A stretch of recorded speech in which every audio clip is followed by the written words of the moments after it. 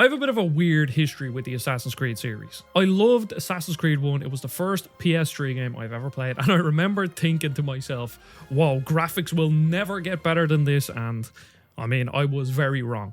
I enjoyed playing Assassin's Creed 2 when it came out, but then when I got into Brotherhood and Revelations, I just sort of fell off. And then one year, I bought an Nvidia GTX 660 for the Win edition, and included in that was a code for Assassin's Creed 3 on PC. And I had to go through an absolute rigmarole of 6 months worth of emails just to get the code.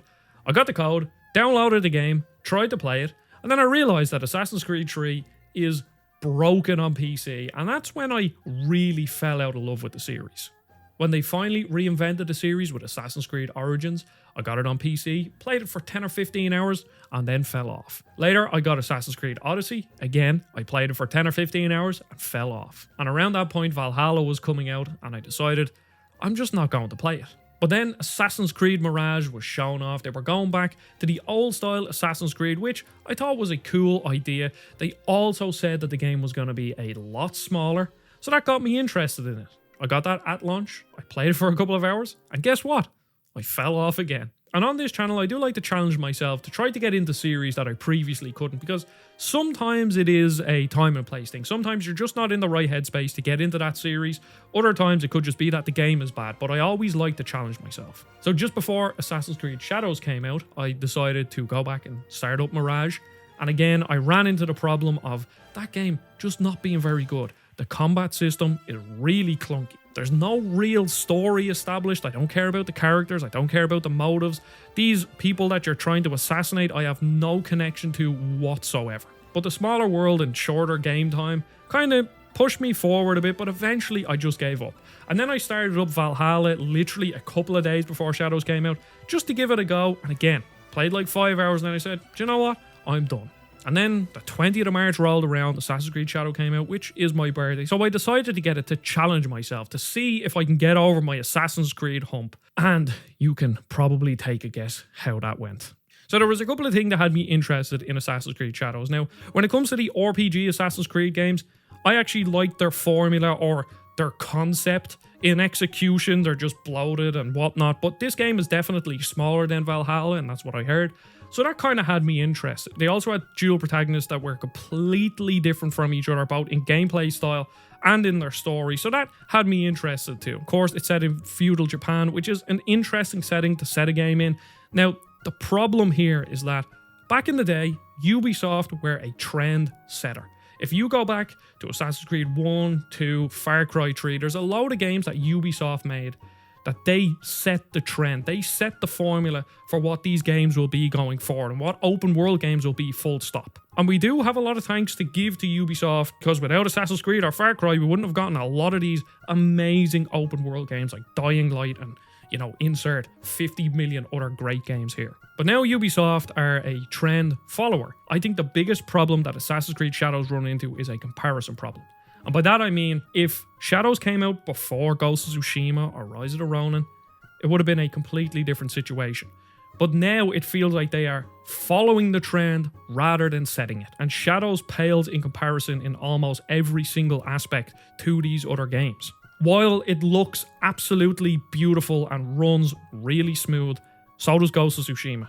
Ghost of Tsushima still looks absolutely amazing to this day. They've definitely moved away from the really in-your-face open world design and gone for something that is a bit more organic. But again, Ghost of Tsushima beats it out in organic exploration. When it comes to the combat, builds, and gear, it straddles the line in between Ghost of Tsushima and Rise of the Ronin. And again, it pales in comparison to both of them. Ghost of Tsushima is relatively streamlined. It goes for this cinematic quality. It has all the different stances, but you feel so cool in that combat system. And it doesn't have too much fluff to it. It's relatively lean.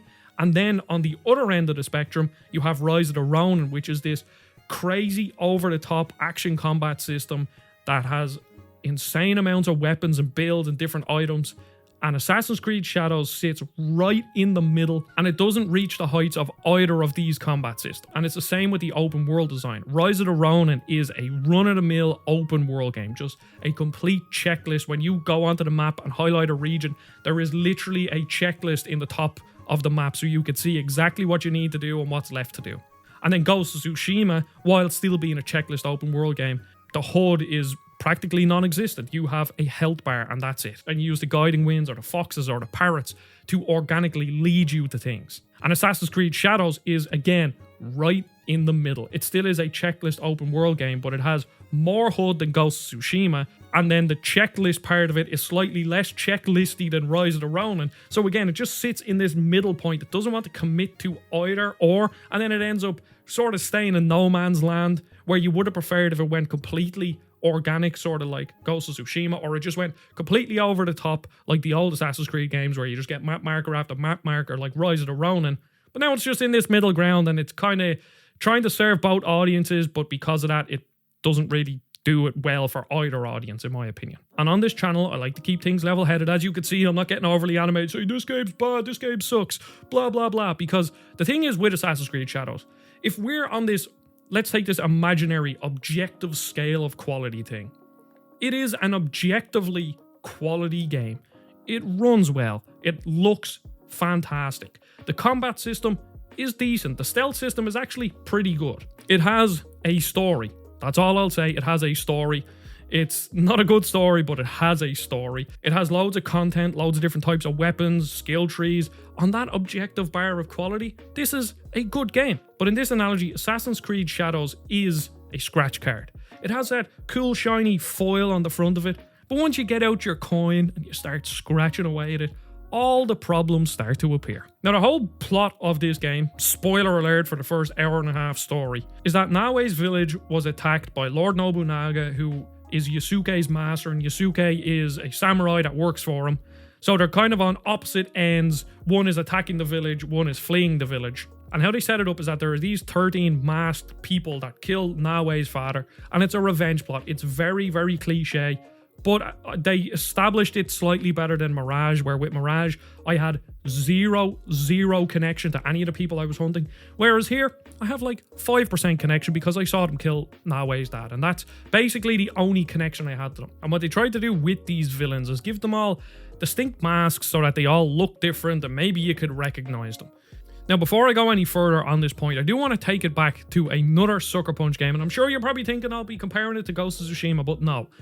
I want to compare it to Sly 2 because that is a masterclass in how to create a villain and how to tie a villain to a location so that you feel connected to them both on a story level, on a visual level, but also on a gameplay level. So Sly is obviously a cartoony game, so you can do more with character designs. You can make them a bit more expressive and colourful, and that's cool. But with Sly 2, I know that opening Paris map like the back of my hand.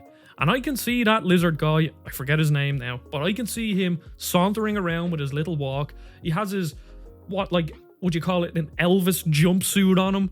And he runs a nightclub. And the thing that is so good about Sly 2 is that this whole criminal organization that is being run by all of these big bads, every single location matters, and it plays a part in, oh, this place they manufacture the spice, this place they distribute the spice, this place they run it through the clubs. You know, they do all of this stuff to just bring a connection to the villain, to the place, and then their connection to Sly and how he's brought into the story and why he doesn't like these people. And that's why it's an absolute masterclass, because you take Assassin's Creed Shadows, I had a connection to one of these villains, Lord Nobunaga. And spoiler alert, if you don't want any spoilers, click off. You've been warned. In the first 8 hours or so, you kill Lord Nobunaga. And that's when you meet Yasuke, and Yasuke and Naoe's stories become intertwined. So within the first, let's say, 15% of the game, the only villain that you know and care about is dead. And then all of the other villains feel like checklists on a board. That's all they are. These are literally just placed there for me to kill them. They don't really establish them very well. They don't have any locations where you can see them walking around. They're not really tied to any of these locations. And even within that, these locations that you explore are all copy and pasted buildings in random cities and random shrines that a lot of them look the exact same. So I have no connection to this place whatsoever or to the characters. And then also they do set up a mystery, but not a mystery that I care about. And this part where Yasuke and Naoe intertwine with each other is where the game really started to lose me. So there's a boss fight with Lord Nobunaga, and of course it ends in his death.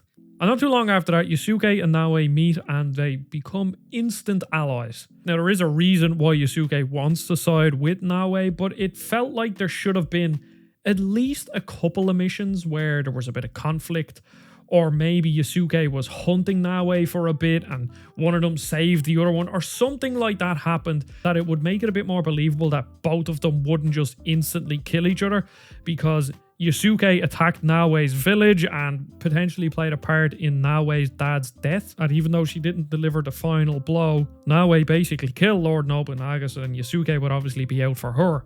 So it just doesn't really make that much sense. Now, you can suspend a fair bit of disbelief, but how they become almost instant friends just threw me off. And then I started to play as Yasuke, and he is not built for an Assassin's Creed game whatsoever. So he is a samurai, he is a hulking giant, he can stealth but he's not very good at it because he's big, he can climb but it takes him a lot longer because he's fairly heavy.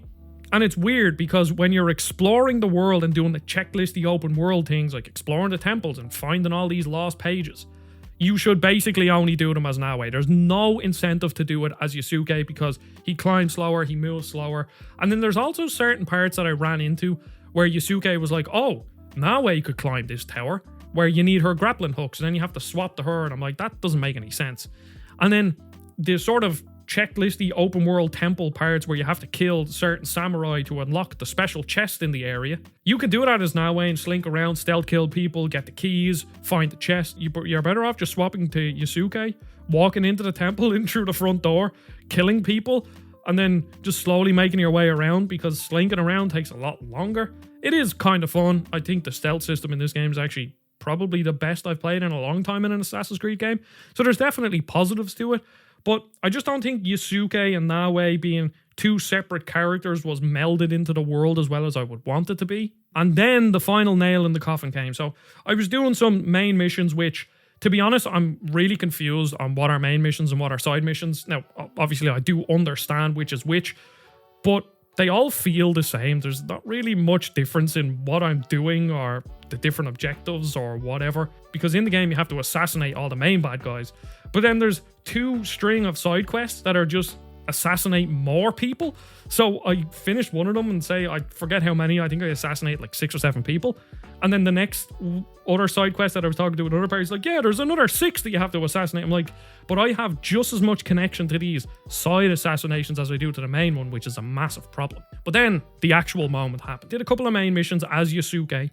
And then you get this thing, go back to your base, and Yasuke and Naoe have this little conversation, which is very poorly written, kind of cringy. They have this weird moment of like talking about getting with each other, even though they've literally known each other for like a minute, and Naoe's like, no, I'd never get with you, and all this stuff. And then they have this like awkward laugh. And then the moment that I was like, oh no, is during this cutscene, they're drinking sake, and they get really drunk, it blacks out, and then it wakes up, and they try to do this like comedy thing where Yasuke wakes up in the back of a cart, and then Naoe wakes up on the roof of a building. And they try to play this comedy moment, and comedy in games is always really difficult. So when a game does it right, you notice it. And again, with this comparison problem, I just played Kingdom Come Deliverance 2, and that game is genuinely funny. Now, I've never seen Monty Python, but that's what people compare it to, like the Monty Python-esque comedy. And Kingdom Come Deliverance does it where the characters are hungover and they have this sort of like comedy moments, like the first game specifically with the priest. That was probably one of the funniest side quests I've ever done. And they do it right because it is actually kind of funny.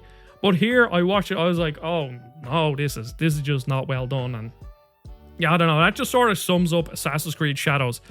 Again, it's an objectively quality, I wouldn't say high quality, but an objectively quality game.